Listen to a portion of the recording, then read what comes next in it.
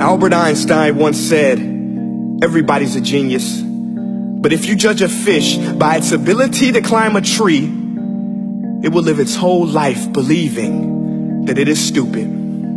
Ladies and gentlemen of the jury, today on trial we have modern day schooling. Glad you could come. Not only does he make fish climb trees, but also makes them climb down and do a 10-mile run. Tell me, school, are you proud of the things you've done?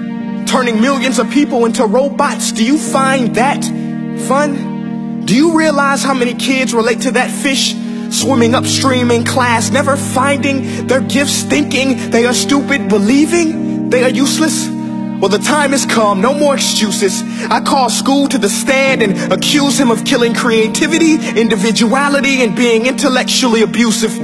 He's an ancient institution that has outlived his usage. So, Your Honor, this concludes my opening statement, and if I may present the evidence of my case, I will prove it. Proceed. Exhibit A. Here's a modern day phone. Recognize it? Here's a phone from 150 years ago. Big difference, right? Stay with me. Here's a car from today, and here's a car from 150 years ago. Big difference, right? Well, get this. Here's a classroom of today, and here's a class we used 150 years ago. Now, ain't that a shame? In literally more than a century, nothing has changed. Yet you claim to prepare students for the future? But with evidence like that, I must ask, do you prepare students for the future or the past? I did a background check on you and let the record show that you were made to train people to work in factories, which explains why you put students in straight rows, nice and neat, tell them sit still, raise your hand if you want to speak, give them a short break to eat, and for 8 hours a day, tell them what to think. Oh, and make them compete to get an A letter which determines product quality, hence grade A of meat.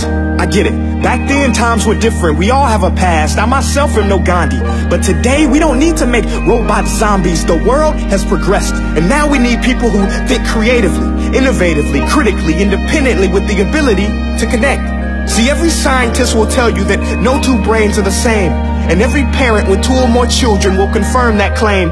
So please explain why you treat students like cookie cutter frames or snapback hats, giving them this one-size-fits-all crap. Watch your language. Sorry, Your Honor, but if a doctor prescribed the exact same medicine to all of his patients, the results will be tragic. So many people will get sick, yet when it comes to school, this is exactly what happens. This educational malpractice, where one teacher stands in front of 20 kids, each one having different strengths, different needs, different gifts, different dreams, and you teach the same thing the same way? That's horrific. Ladies and gentlemen, the defendant should not be acquitted. This may be one of the worst criminal offenses ever to be committed. And let's mention the way you treat your employees. Objection. Overruled. I want to hear this. It's a shame.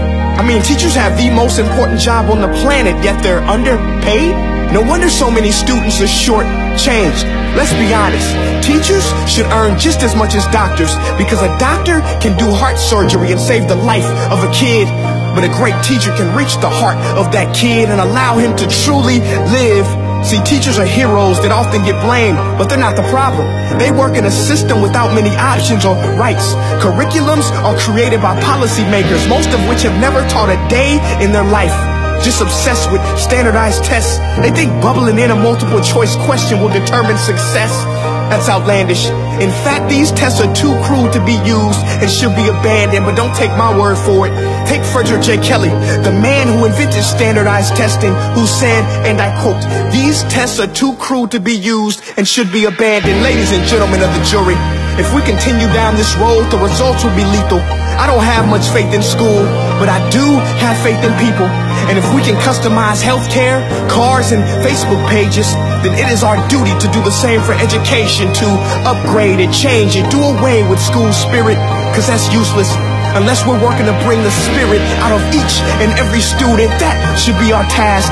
No more Common Core. Instead, let's reach the core of every heart in every class. Sure, math is important, but no more than art or dance. Let's give every gift an equal chance. I know this sounds like a dream, but countries like Finland are doing impressive things. They have shorter school days. Teachers make a decent wage. Homework is non-existent, and they focus on collaboration instead of competition. But here's the kicker, boys and girls. Their educational system outperforms every other country in the world. Other places like Singapore are succeeding rapidly. Schools like Montessori, programs like Khan Academy. There is no single solution, but let's get moving. Because while students may be 20% of our population, they are 100% of our future. So let's attend to their dreams, and there's no telling what we can achieve. This is a world in which I believe, a world where fish are no longer forced to climb trees. I'll rest my case.